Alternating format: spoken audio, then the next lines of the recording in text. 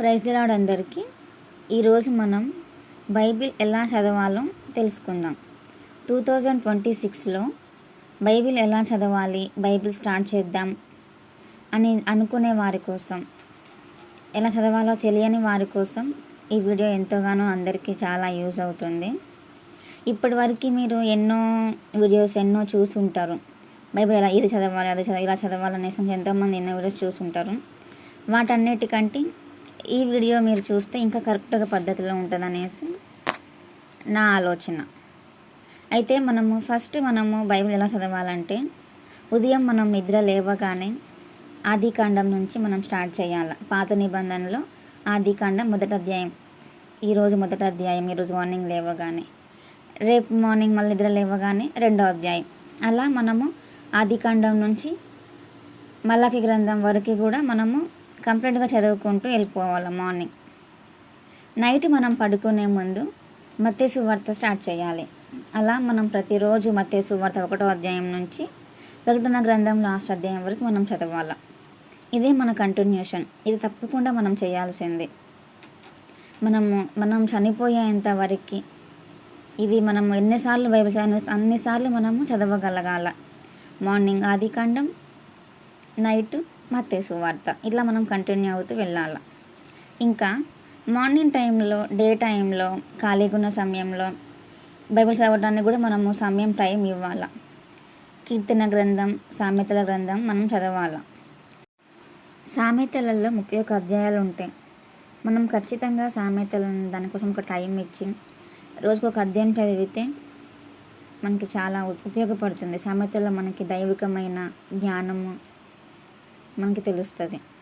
అలాగే కీర్తనలు కూడా మనం చదవాలా. మనం దేవునికి ఎలా ప్రార్థించాలా, దేవుణ్ణి మనము ఎలా ఆరాధించాలా అనేది మొత్తం మనం కీర్తనల ద్వారా మనం నేర్చుకోవచ్చు. మనకి మెయిన్ మనం ప్రార్థన కీర్తనల ద్వారానే మనం నేర్చుకోవచ్చు.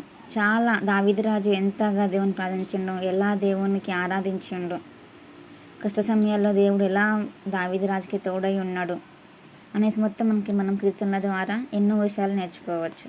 అలాగే ప్రసంగి కూడా మనకి చాలా ఉపయోగపడుతుంది. ప్రసంగి కూడా మనము చదవాలా.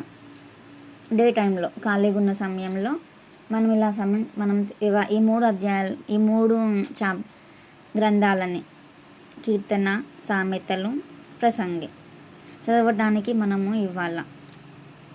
అలాగే మనము రోజు ఉదయం 3 గంటలకి లేచి మనం ప్రార్థన చేయాలి. ఆ సమయంలో దేవుడు మన ప్రార్థన ఆలకిస్తాడు.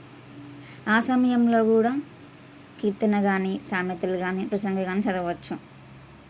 మనకి ప్రసంగి ద్వారా కూడా మనము ఈ భూమి క్రింద, ఈ లోకంలో మనము ఎలా జీవించాలనేది కూడా మనకి ఏది వ్యర్థం, ఏది శ్రేష్టమైనది అనేది, మనము బుద్ధిహీనులు, బుద్ధిమంతులు ఎలా ఉంటారు అనేది కూడా మనకి ప్రసంగి ద్వారా తెలుస్తుంది. సో సహోదరి సహోదరులారా, మనము ఇంకా క్యాలెండర్ వాక్యం కూడా మనము చదవచ్చు. మనము ప్రతిరోజు ప్రతి ఒక్కళ్ళ ఇంట్లో క్యాలెండర్ ఉంటుంది. ఆ క్యాలెండర్లో ప్రతిరోజు ప్రతి వాక్యం అనేది ఒక వాగ్దానం అనేది ఉంటుంది. మనం ఆ అధ్యాయాన్ని మనము ఆ రోజు చదివితే మనము దాన్ని బట్టి కూడా మనము ఎలా దేవుని వాక్యం ప్రకారం మనం జీవించాలనేది మనకి తెలుస్తుంది. కాబట్టి మనము ఉదయం, సాయంత్రం ఖచ్చితంగా మనం మార్నింగ్ నిద్ర లేవగానే ఆదికాండం నుంచి స్టార్ట్ చేయాలి. అలాగే పడుకునే ముందు మనము ఖచ్చితంగా మత్తయి సువార్త నుంచి స్టార్ట్ చేయాలి. అలాగే డే టైంలో మనము కీర్తనలు, సామెతలు, ప్రసంగి, క్యాలెండర్ వాక్యం ఇవి మనము చదవచ్చు. ఇంకా మార్నింగ్ 3 గంటలకి మనం నిద్ర లేచినప్పుడు కూడా వీటిలలో ఏదో ఒక అధ్యాయాన్ని రోజు, లేక సామెతలనే మనము ప్రతిరోజు, ప్రతి నెల దాన్ని మార్నింగ్ లేవగా సామెతలు ఈరోజు 14వ తారీఖు 14వ అధ్యాయం చదివేద్దాం. అలా ఈ రోజు నుంచి స్టార్ట్ చేసి రేపటి నుంచి కంటిన్యూ అవుతా, అలా ఎవ్రీ మంత్ ప్రతిరోజు మనము సామెతల్లో ఒక అధ్యాయాన్ని చదివి మనం ప్రార్థన చేసుకొని మన డేని మనం స్టార్ట్ చేయొచ్చు. అలా ఉండాలని మనం ఇలాగే బైబిల్ చదవటానికి ఈరోజు నుంచి స్టార్ట్ చేద్దాం. ఇంకా సండే, ఆదివారం చర్చికి వెళ్తున్న ప్రతి ఒక్కరు కూడా ఆ రోజు చెప్తున్న వాక్యాన్ని నోట్ చేసుకోవటం అలవాటు చేసుకోవాలి. దాన్ని మనం అలా అలవాటు చేసుకుంటే ఆ వాక్యాన్ని మనం ఆ వారమంతా కూడా ఒక్కో రిఫరెన్స్ ఆ అధ్యాయాన్ని మనం రోజు చదువుకొని అలా కూడా మనం ధ్యానించవచ్చు. ఆ ఆదివారం మనకి దైవ సేవకులు మనము ఎలా జీవించాలి అనేసి మనకి చెప్తారు, మనం ఎలా ఉండాలనేది. సో మనము అలా ఇంకా మనము దేవునిలో మంచిగా ఎదగటానికి మనకు ఆ వాక్యాలు సహాయం చేస్తాయి. ఇలా మనకి దేవుడు మనం ఇలా ఉండాలని దేవుడు మనకి సహాయం చేయనుగాక. ఆమేన్.